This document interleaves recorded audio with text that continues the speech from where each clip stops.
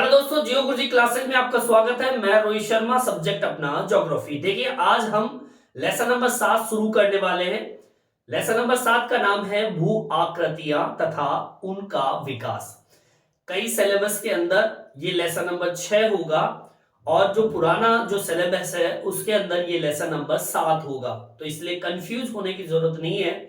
आप ये ध्यान रखिए, हम पढ़ रहे हैं भू आकृतिक तथा उनका विकास से संबंधित। आप अगर नए सिलेबस के अकॉर्डिंग पढ़ रहे हो तो ये लेसन नंबर 6 पर आएगा ये, और पुरानी किताब है आपके पास में तो ये लेसन नंबर 7 पर ये होगा।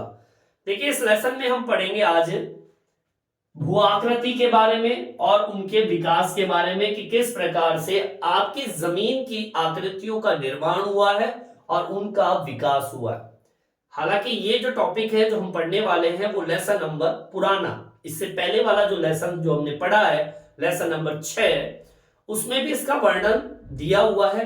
इसको हम थोड़ा स्पष्ट रूप से इस को हम इस लेसन में पढ़ेंगे कि हमारी आकृतियां जो निर्माण की जो प्रक्रियाएं हैं वो किस प्रकार की है, वो निर्माण की प्रक्रियाएं कौन कौन सी है, कि हमारी जो धरातल है उस धरातल के ऊपर विभिन्न प्रकार की आकृतियां होती है। आपने देखा होगा आपकी आकृति इस प्रकार की पर्वत जैसी, आपके धरातल थोड़ा उठा हुआ है पठार जैसी, घाटियां जैसी, उबड़ खाबड़ भाग, ठीक है, टीले जैसी स्थिति, ठीक है, इस प्रकार की कई जैसी स्थिति जो है ये आपके आसपास आप देखते होंगे।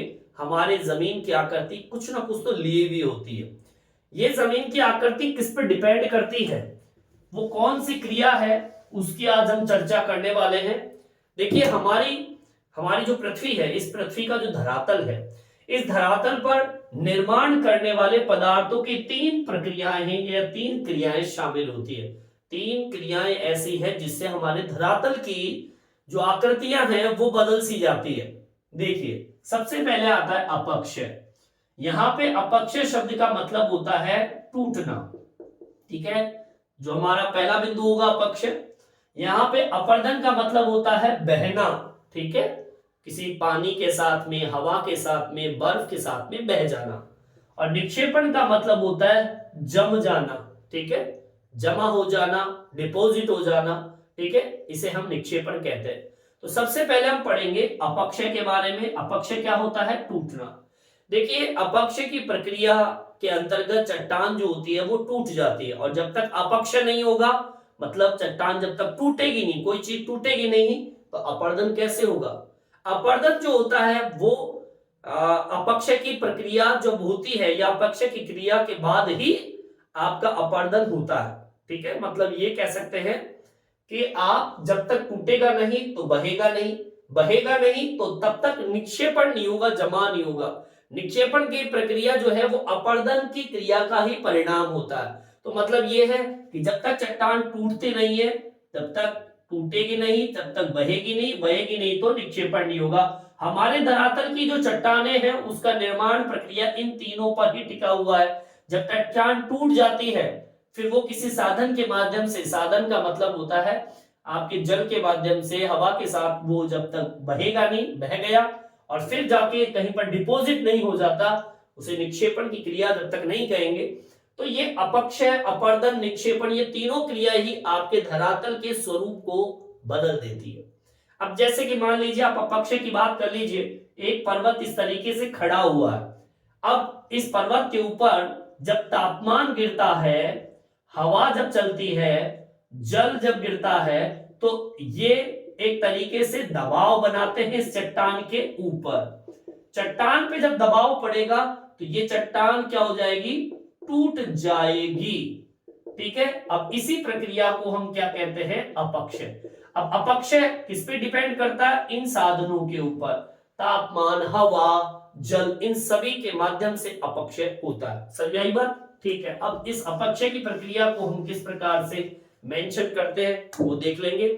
सबसे पहली लाइन आपको लिखनी है, अपक्षय की प्रक्रिया के अंतर्गत चट्टान टूट जाती है, ठीक है। अपक्षय की प्रक्रिया के दौरान चट्टान टूट जाती है, ठीक है, इसे ही हम क्या कहते हैं? अपक्षय। देखिए, चट्टान को तोड़ने में अपक्षित कारक महत्वपूर्ण होते हैं। वो अपक्षित कारक कौन कौन से? देखिए, चट्टानों को तोड़ने में अपक्षित कारक महत्वपूर्ण होते हैं। ठीक है, अब ये अपक्षित कारक कौन कौन से हैं? जैसे कि आपका तापमान। तापमान इसलिए कहेंगे कि जैसे ही सूर्य का प्रकाश चट्टानों पर गिरता है तो चट्टानें जो होती है फैलती है। पानी गिरता है, जल, तो चट्टानें सिकुड़ जाती है। तो तापमान गिरने से फैल रही है, जल गिरने से सिकुड़ रही है, तो वो चट्टान टूट जाएगी। ठीक है, वायु, हिम, इसके अलावा आपके रासायनिक क्रिया, भौतिक क्रिया और जैविक क्रिया, ये हमने पिछले लेसन में भी पढ़ लिया है। अब ये क्रियाएं जो होती हैं, ये सारी प्रक्रियाएं और ये सारे संसाधन जो होते हैं वो चट्टान को तोड़ने में सहायता प्रदान करते हैं। ठीक है, अब अपक्षय समझ में आ गया। सेकेंड नंबर का पॉइंट डाल लेंगे, अपर्दन। अब देखिए, अपक्षय क्रिया होने के बाद में चट्टान जो के टुकड़े हो जाते हैं, वो मलबा, वो प्रवाहित जल के साथ में, ठीक है, भूमिगत जल के साथ में, वायु के साथ में, हिम के साथ में, तरंगों के साथ में वो बह जाते हैं, उसे कहते हैं अपर्दन। ठीक है, लिख दें, अपक्षय की क्रिया के बाद टूटे टुकड़े, या फिर हम कह सकते हैं मलबा, जल, प्रवाहित जल, बहने वाला जल, भूमिगत जल के साथ में, वायु के साथ में, हिम के साथ में, तरंगों के साथ में, तरंगों के साथ बह जाते हैं, जिसे क्या कहते हैं? अपर्दन। अपर्दन क्रिया कहते हैं। बिल्कुल सिंपल सी बात है। आपके अपक्षित मतलब जब चट्टान का अपक्षय हो जाता है, चट्टान जब टूट जाती है, तो अपक्षय क्रिया के बाद में चट्टान के जो टुकड़े होते हैं, मलबे होते हैं, वो प्रवाहित जल के साथ में, भूमिगत जल के साथ में, वायु, हिम, तरंगों के साथ में वो क्या हो जाते हैं? बह जाते हैं, जिसे हम अपर्दन का नाम देते हैं। अपर्दन धरातल के स्वरूप को बदल देता है, ध्यान रखना इस चीज को। अपर्दन धरातल के स्वरूप को बदल देता है। भाई बदलेगा ही, भाई जब चट्टान बह जाएगी, रगड़ खाकर घिस जाएगी, ठीक है, कभी एक टीला रखा हुआ है, पानी गिरता है उसके ऊपर तो टीला बह जाता है। पहले टीले की आकृति ऐसी थी, टीला बह गया तो समतल हो गई। तो आपके बताइए अपर्दन से धरातल के स्वरूप में बदलाव हुआ कि नहीं? हो गया। समझ में आई बात? तो इस तरीके से आपका ये अपक्षय और अपर्दन क्रिया होती है। अब हम बात करेंगे निक्षेपण की क्रिया। ठीक है, अब निक्षेपण की क्रिया बिल्कुल सिंपल सी है, निक्षेपण। अब निक्षेपण क्या होता है? जमाव। अपर्दन का मतलब होता है बहना, ठीक है, अपक्षय का मतलब टूटना, अब निक्षेपण का मतलब होता है जमाव। अब क्या होता है जमाव? सुनिए, निक्षेपण की प्रक्रिया जो होती है वो अपर्दन क्रिया या प्रक्रिया का ही परिणाम है। जब तक अपर्दन नहीं होगा, बहेगा नहीं, तब तक जमेगा कैसे? जैसे ही आपके जितने भी अपक्षय क्रिया के बाद में जब टुकड़े बह रहे हैं प्रवाहित जल के साथ में, भूमिगत जल के साथ में, वायु के साथ में, ये जितने भी साधन होते हैं जब वो धीमे पड़ जाते हैं तो आपके जो टुकड़ा होता है मलबा वो धीरे धीरे जमने लग जाता है। तो मतलब ये है कि निक्षेपण प्रक्रिया जो होती है वो अपर्दन प्रक्रिया का ही परिणाम है। लिख देंगे, निक्षेपण प्रक्रिया अपर्दन क्रिया का परिणाम है। ठीक है, जैसे ही निक्षेपण तब होगा जब बहेगा, जैसे ही बहेगा और धीरे धीरे अब निक्षेपण से भी आपके धरातल का स्वरूप परिवर्तित होता है। अगर मान लीजिए कोई किसी जगह कुछ है ही नहीं और पीछे से कोई मिट्टी बहकर आ रही है, मिट्टी को लेकर आपके जल जो है वो बहकर आ रहा है मिट्टी को लेकर, तो पानी का जब बहाव जब धीमा पड़ जाता है तो वो पानी जो है उस पदार्थ को वहन करने में, साथ में बहाकर ले जाने में असक्षम होता है, तो वो धीरे धीरे वो जमना शुरू कर देता है। और वहां पर जहां जम रहा है वहां पर कुछ नहीं था पहले, फिर धीरे धीरे मिट्टी जमती गई तो वहां पर एक टीला बन गया। तो बताइए निक्षेपण से धरातल के स्वरूप में परिवर्तन हुआ कि नहीं हुआ, कि जहां पर पहले कुछ नहीं था वहां पर जमने से एक टीला बन गया। समझ में आई बात? यहां पे लिखेंगे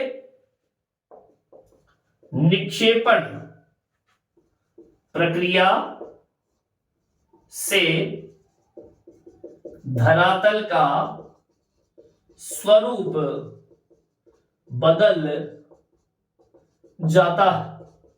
ठीक है, ये आपके अपर्दन, निक्षेपण और अपक्षय की प्रक्रिया है। ये तीनों ही क्रिया जो होती है, देखो एक सिंपल तरीके से, सिंपल लाइन से मैं समझा देता हूं। अब देखिए, जब चट्टान के ऊपर जल, हवा, हिम या फिर किसी भी तापमान का जब प्रभाव पड़ता है तो चट्टान टूट जाती है, अपक्षय हो गया।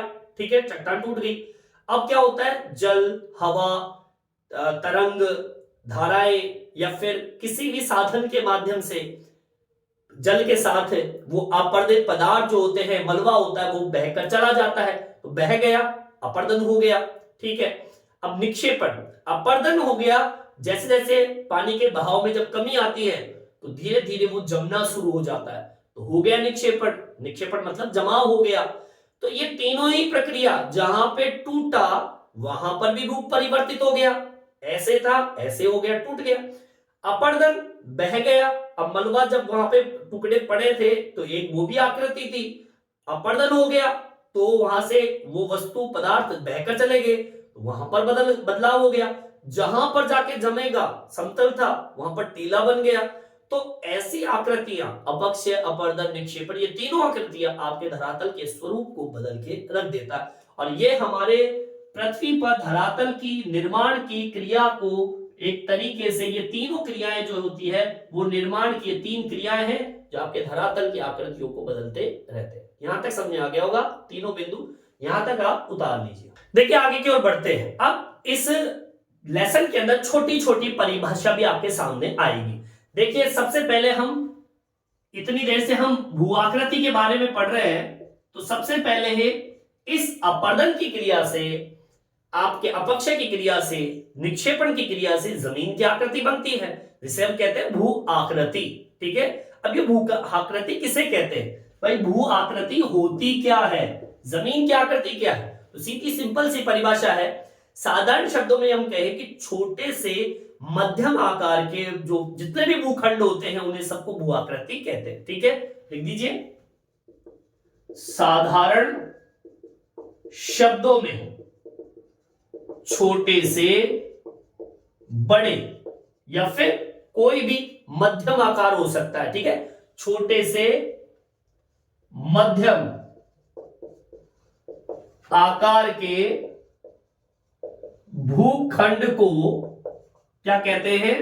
भू आकृति कहते हैं। अब देखिए यहां पर छोटी छोटी परिभाषाएं आपके सामने आएगी, एग्जाम में पूछ सकता है कि भू आकृति किसे कहते हैं? भूखंड, ऐसा भूखंड, साधारण शब्दों में कहे कि छोटे से मध्यम आकार के जितने भी भूखंड आपको दिखाई देते हैं, ऊंचा, नीचा, गर्त, गड्ढे, जो सब के सब भू आकृति के अंतर्गत आते हैं। देखिए, पृथ्वी के छोटे से मध्यम आकार के स्थल खंड को हम भू आकृति कहते हैं। आप इस प्रकार से भी लिख सकते हैं। ठीक है, इसकी दूसरी परिभाषा ये भी हो सकती है, क्या हो सकती है? पृथ्वी के छोटे से मध्यम आकार के स्थल खंड को, पृथ्वी के छोटे से मध्यम आकार के भू या स्थल खंड, आकार के स्थल खंड को भू आकृति कहते हैं।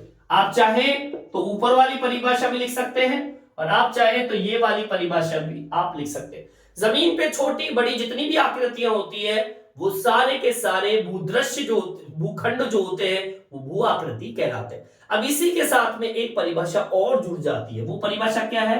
भूदृश्य।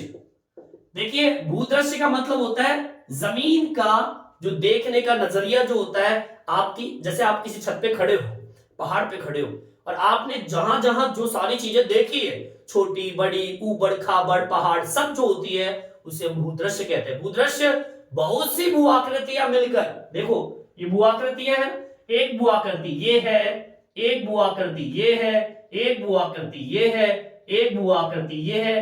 तो ये जितनी भी भू आकृतियां हैं भाई, एक पृथ्वी के छोटे से मध्यम एक छोटा सा भू आकृति ये हो सकती है, एक इतनी सी भी हो सकती है। तो ये जितनी भी आकृतियां हैं सब भू आकृतियां हैं।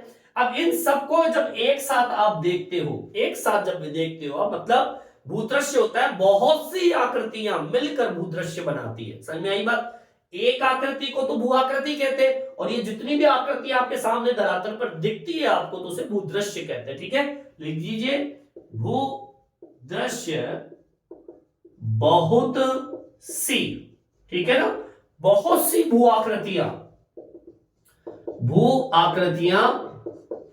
मिलकर भूदृश्य बनाती है। बोलो आगे बात समझ में? ठीक है, साधारण शब्दों में कहें कि छोटे से मध्यम आकार के भूदृश्य, एक आकृति ये है, एक आकृति ये है, छोटे से मध्यम, मध्यम से छोटे कुछ भी हो सकता है, इन्हें भू आकृति कहते हैं। और इन दोनों को मिलाकर, ये सारों को मिलाकर इसे हम क्या कहते हैं? भूदृश्य का नाम देते हैं। बोलो आगे बात समझ में? आगे की ओर बढ़ते हैं। यहीं पर फिर से हम भू आकृति की बात करते हैं। देखिए अगर हम भू आकृति की बात करें तो भू का आकार, पदार्थ जो कि भू प्रक्रिया एवं उनके कारकों द्वारा निर्मित होती है। समझ में आई बात? भू आकृतियां कैसे बनती है? अभी मैं बात करूं भू आकृति क्या होती है। भू आकृति मतलब होता है भू का आकार, मतलब जमीन का आकार ही भू आकृति है। और पदार्थ, जो जितने भी पदार्थ होते हैं वो सभी भू प्रक्रियाओं, अब भू की प्रक्रिया जो भी मैंने आपको बताई, अपक्षय, अपरदन, निक्षेपण, ये जितनी भी क्रियाएं होती है वही तो जमीन की आकृति को बदलती है। और एवं उनको, ठीक है, उनको या उनके जितने भी कारक होते हैं। अब वो कारक कौन कौन से हैं? कारक जैसे कि जल है, वायु है, हिम है, ये सभी तो कारक है। ठीक है, ये सभी कारक द्वारा क्या होते हैं? निर्मित होती है। मतलब ये कह रहा है कि जो भू आकृति होती है ना, भू आकृति ये जमीन की आकृति होती है, भू की आकार होता है। और ये भू आकार पदार्थ जो भू प्रक्रिया एवं उनके जितने भी कारक होते हैं, प्रक्रिया कौन सी? अपक्षय, अपरदन, निक्षेपण की प्रक्रिया। और कारक कौन से? वायु, जल, हिम के द्वारा, इन्हीं के माध्यम से तो जमीन की आकृतियां बदलती है, इसे तो भू आकृति कहते हैं। अधिकतर भू आकृतिक प्रक्रियाएं जो होती है वो धीमी गति से कार्य करती है, इस कारण से उनका बनने का आकार जो होता है वो लंबे समय तक चला जाता है। मान लीजिए आपकी जमीन की आकृति बन रही है, कई बार जमीन की आकृतियां बहुत तीव्र गति से बनती है, तीव्र ढाल जहां होते हैं वहां पर भू आकृतिक प्रक्रिया बहुत तीव्र गति से काम करती है, तो आपको तो वो दिखाई भी देगी कि जमीन की आकृति कैसे बदल रही है। लेकिन कई बार क्या होता है, अधिकतर भू आकृति प्रक्रिया धीमी गति से कार्य करती है, इस कारण से उनके आकार बनने में लंबा समय लगता है। समझ में आई बात? और जहां पर भू आकृति प्रक्रिया या कार्यकर्ता लगातार तेज गति से काम करते हैं वहां पर भू आकृतियां तीव्र गति से बनती है। समझ में आई बात? इसको मेंशन कर दीजिए। क्या लिखेंगे इसके अंदर? अधिकतर भू आकृतियां, ठीक है, अधिकतर भू आकृतियां, भू आकृतिक प्रक्रियाएं धीमी गति से, ठीक है, बहुत धीमी गति से क्या करती है? कार्य करती है, धीमी गति से कार्य करती है। ठीक है, अब धीमी गति से कार्य करेगा तो क्या होगा? इसके कारण उसका आकार, ठीक है, उसका आकार धीमी गति से बनेगा। समझ में आई बात?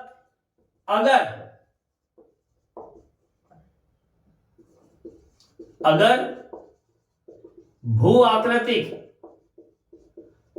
प्रक्रिया तेज गति से कार्य करती है तो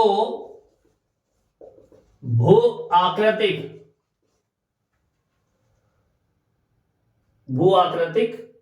या कहें तो उनका आकार तीव्र गति से बनेगा। बोलिए आगे बात सब में।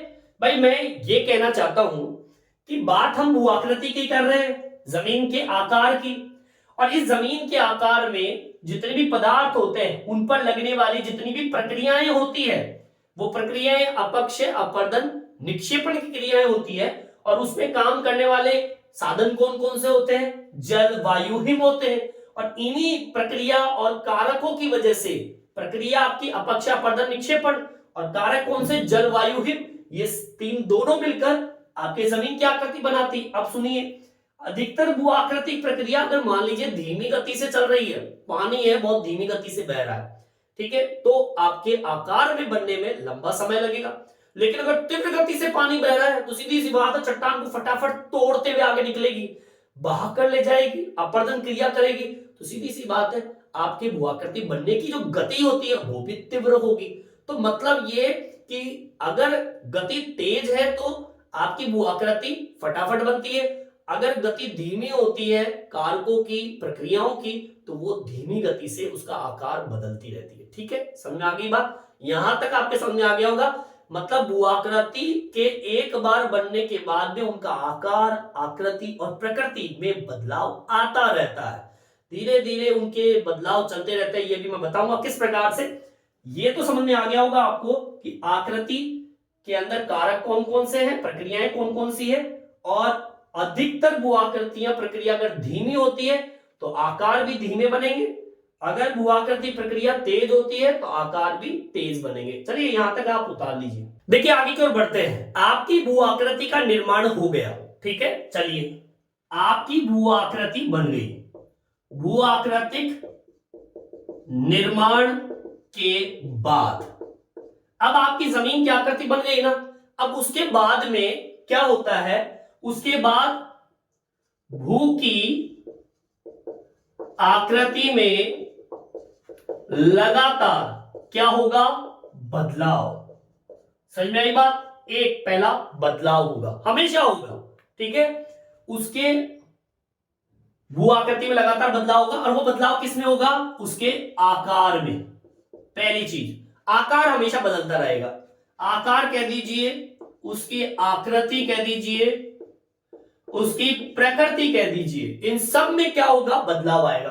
तो मतलब भू आकृति निर्माण के बाद में भू आकृति में लगातार बदलाव, आकार, आकृति, प्रकृति बदलती रहती है। कोई भी भू आकृति एक स्थिर अवस्था में नहीं रहती है। पहाड़ ऐसे हैं, आज से 10,000 साल बाद में पहाड़ ऐसे हो जाएंगे, आज से उससे अगले 10,000 साल में पहाड़ बिल्कुल विलुप्त हो जाएंगे। टीले हैं, खड़े टीले रहते हैं, बदलते रहते हैं। तो ये प्रक्रियाएं धीरे धीरे क्या रहती है? चलती रहती है।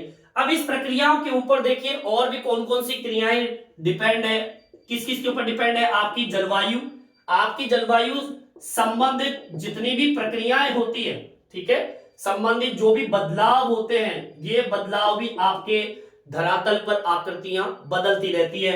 आपकी जितनी भी वायु राशियां जितनी भी होती है, वायु राशियां, ये वायु राशियां के जितने भी आपके ऊर्ध्वाधर या फिर क्षैतिज स्थिति जो होती है, ये भी भाई आपके धरातल पर बदलाव लाते हैं। समझ में आई बात? मतलब आपकी जलवायु संबंधित बदलाव और आपकी वायु राशियां भी धरातल पर बदलाव लाते हैं। समझ में आई बात? आगे की ओर बढ़ते हैं। यहां पर एक मैं पॉइंट डाल देता हूं, भू आकृति का विकास का अर्थ, ये लाइन इंपॉर्टेंट हो जाती है। देखिए भू आकृतिक विकास का अर्थ क्या होता है? भूतल के एक भाग में एक भूआकृति दूसरी भूआकृति में बदल जाए। ठीक है, भूतल के एक भाग में एक भू आकृति दूसरी भू आकृति में बदल जाए। ध्यान से सुनना, आपके बगल में कोई आकृति खड़ी है और वो आकृति ऐसे है और वो आकृति ऐसे बदल जाए, तो मतलब भूतल के एक भाग में एक भू आकृति का दूसरी भू आकृति में, या एक भू आकृति का जो स्वरूप है वो दूसरे स्वरूप में परिवर्तित हो जाए, इसे तो भू आकृति का विकास कहते हैं। इसे तो अर्थ है। सुन लीजिए, भूतल के एक भाग में एक भू आकृति दूसरी भू आकृति में बदल जाए तो इसे भू आकृति का क्या कहते हैं? विकास कहते हैं। यही तो विकास है। जमीन की आकृति बार बार बदलती रहती है। भू आकृति विकास का अभिप्राय हम ये कह सकते हैं कि प्रत्येक भू आकृति के विकास का इतिहास आप उठा के देख लीजिए, समय के साथ उनका परिवर्तन हुआ है। एक स्थल स्वरूप विकास की अवस्थाओं से, कई अवस्थाओं से गुजरता है, और ये अवस्थाएं कौन कौन सी हो सकती है? युवावस्था, प्रौढ़ अवस्था, वृद्धावस्था। जब पहली बार भू आकृति का निर्माण हुआ होगा तो उसे युवावस्था कहते हैं, फिर वो थोड़ी लंबे समय तक जब धरातल पे रही तो उसे प्रौढ़ अवस्था कहते हैं, फिर वो जब जमीन की आकृति जर्जर हो गई, टूटने वाली है, तो उसे वृद्धावस्था कहते हैं। समझ में आई बात? इसको मेंशन कर दीजिए। क्या लिखेंगे? भू आकृतिक, भू आकृतिक का क्या विकास का अभिप्राय हम इससे भी देख सकते हैं। ऐसे बोलिए, क्या कहेंगे? भू आकृति का विकास, भू आकृति का विकास इतिहास में बदलता रहा है। बदला ही है। पहले हम जाएं देखें तो पहले भू आकृति कैसी थी, आज कैसी है। ठीक है, समय के साथ बदलाव हुआ है। ठीक है, समय के साथ क्या हुआ है? परिवर्तन हुआ है, और स्थल विकास की जो अवस्थाएं हैं वो अलग अलग हुई है। स्थल विकास की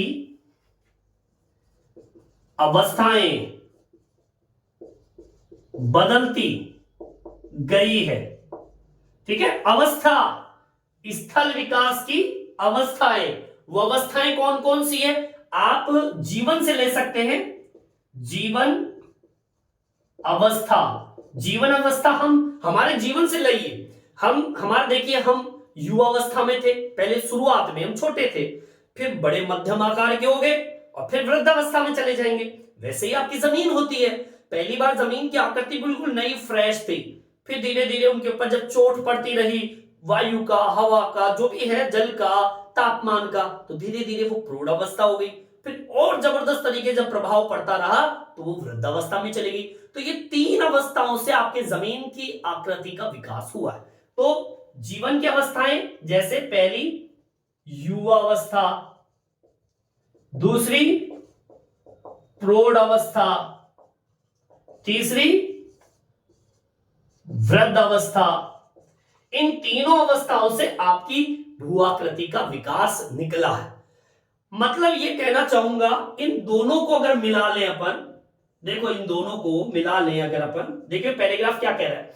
भू आकृति निर्माण के बाद में भू आकृतिक प्रक्रिया में लगने वाला बदलाव, आकार, आकृति, प्रकृति बदलती रहती है। जलवायु से भी बदलती है, वायुओं से बदलती है, चाहे वो क्षैतिज अवस्था में बहे, चाहे वो स्थिर अवस्था में, क्षैतिज अवस्था, ऊर्ध्वाधर अवस्था में धरातल पर बदलाव लाते हैं। मतलब आपकी जलवायु और वायु, जलवायु और वायु, ये दोनों ही आपके धरातल की भू आकृति में बदलाव लाते हैं। अब यहां पर दो बिंदु दिए हुए, पहला और दूसरा। भू आकृति का विकास का अर्थ क्या होता है? भू आकृति के विकास का अर्थ होता है आपके भूतल पर एक भाग में एक भू आकृति का दूसरी भू आकृति में बदलाव, या फिर हम कहें एक भू आकृति के स्वरूप का दूसरे भू आकृति स्वरूप में परिवर्तन। ऐसे है, अब ऐसे हो गए।